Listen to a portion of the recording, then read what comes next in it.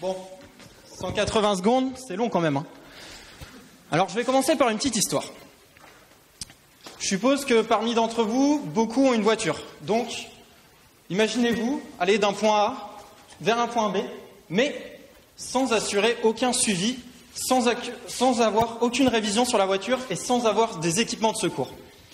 Eh bien, voilà le résultat.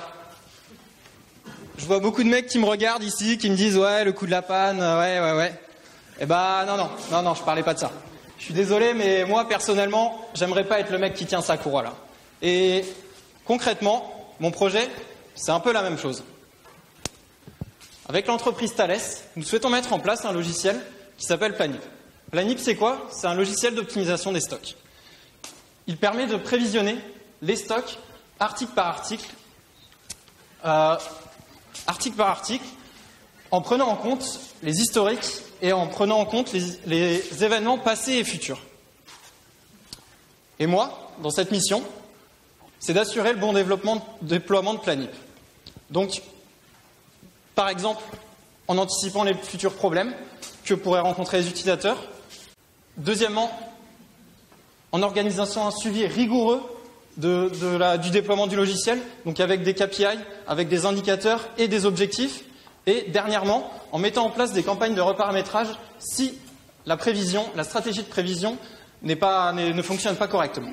Donc voilà, l'entreprise Planip qui a ce logiciel pourra venir faire des campagnes de reparamétrage si on leur dit.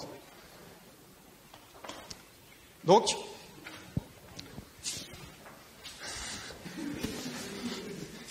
en fait, Planip, ce logiciel, c'est un peu comme un gosse.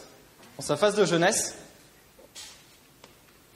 ça pleure, c'est con, mais surtout, ça écoute pas ce que vous dites. Mais au fur et à mesure du temps, ça devient un mec bien quand même. Hein. Vous trouvez pas? Ça devient des mecs comme vous en fait. Eh bien, le logiciel, c'est un peu pareil. Dans sa période de jeunesse, au début, c'est con, mais si on garde un œil dessus, il n'y a aucun souci. Et pour conclure, je dirais que notre projet de déploiement de logiciels, c'est tout d'abord, pour le premier but, c'est de minimiser nos stocks de 20 à 30%.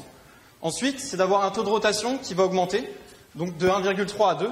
Et dernièrement, c'est d'avoir un taux de disponibilité qui va également augmenter. Voilà, merci. Et surtout, avec Planip, mettez vos stocks au régime sans risque. Pardon.